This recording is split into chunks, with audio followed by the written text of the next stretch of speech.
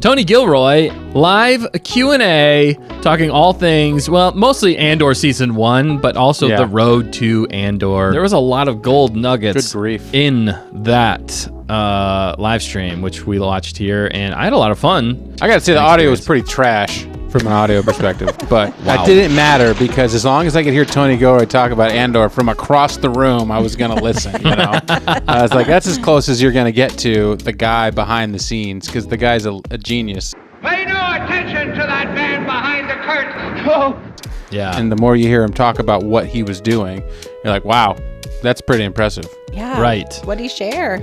Yeah. So let's hit some highlights. Let's see if I can find the shirt. You know what that reminded me of? The shirt moment. What? Dave Filoni, the shirt that said "Ahsoka lives." Yeah, that was epic.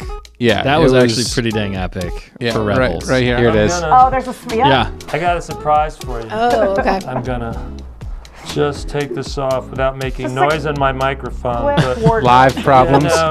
See? I have my Narkina 5 swim team. Yes, are you kidding me?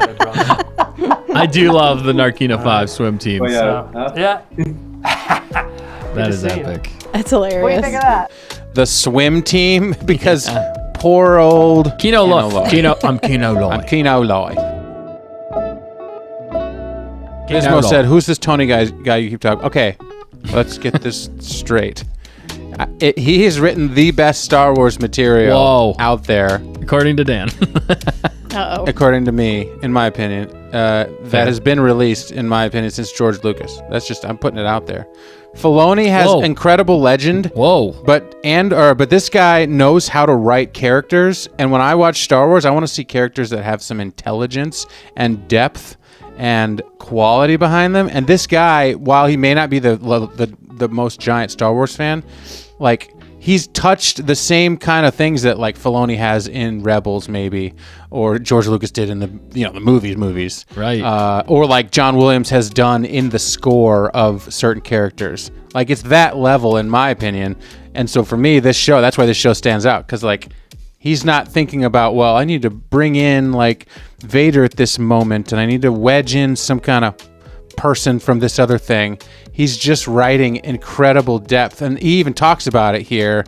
Like, when you write characters, like, how do you do it? I think the easiest thing to say is, imagine you just have a pencil and a piece of paper and you're going to start to draw somebody, and you're just going to, your little pieces and you don't like what that looks like, and you erase it and you start over again. And it's really small things. And I needed an organizer, I needed a recruiter, I needed somebody who was at the center of something, I needed a new mysterious character. What would he be like? Well, what's a cool job for that? Oh my God, what if you had a what's the kind of job that gives you access to all kinds of things and also plugs you in and puts you in Coruscant? God, what if he has a gallery? What if he has an antique gallery?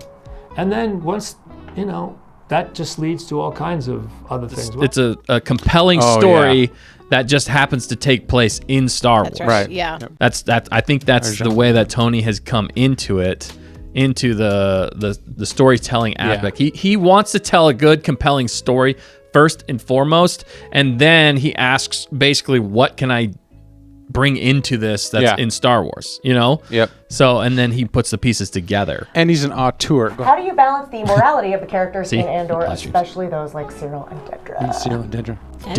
Hear this. This is genius. I don't balance anything. I don't have a ledger or I'm not. They're who they are. When you're writing any character, you want to be with them. We're all the heroes of our own story. Right. We all. No one believes them. No, and we're all the victims of our own insecurities, I've never been able to. I don't see the purpose of how you would write a character with an agenda. I want to write this character because I want them to do this thing. You may say, I need somebody who's going to be dark, or like I said, I need a Luthen who's going to be a recruiter and a revolutionary. But with Cyril and Dedra, the same thing. They revealed themselves along the way as you're writing them, and you just want them to be fascinating and truthful. You want to be able to believe that the things that they do Yeah. And the changes that they make. Yes. I love this. Season 2, we'll see all kinds of new stresses on them. That everything is truthful, that if people have been watching all the way from the beginning and invested in it, that they don't feel burned. You know, it's always weird when you see a character and their IQ goes up and down based on what the writer wants them to do. Yes. Ahsoka. So many shows. Even in the Acolyte. Have it, oh my God, of course that's what you want it to be surprising and inevitable. And and it's a big adventure that all these characters are on. I mean, it's an adventure story, really, beyond all the stuff that we talk about. Yeah. All the just crazy complications of character and behavior. In the end, these are a bunch of hopefully really interesting people cast in a really vivid adventure story. Oh yeah. So there's a ton of nuggets in that whole interview. If you haven't had a chance, it's definitely, if you want to learn about character development, if you want to learn about just Andor and what they went through to design it, to create it, for season 1, season 2, that was an excellent watch. I think this one's gonna blow up, Andor season 2. I really do, because he also did talk about it.